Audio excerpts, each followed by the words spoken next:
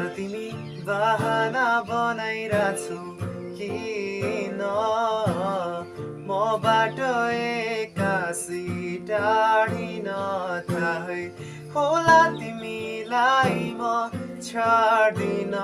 यति छिटो हार म खादिन अर्कै बहाना छ कि छैन तिम्रो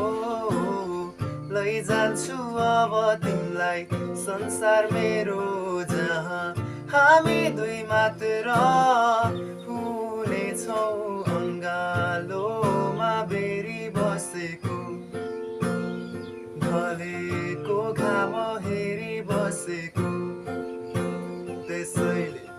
आऊ समाऊ हात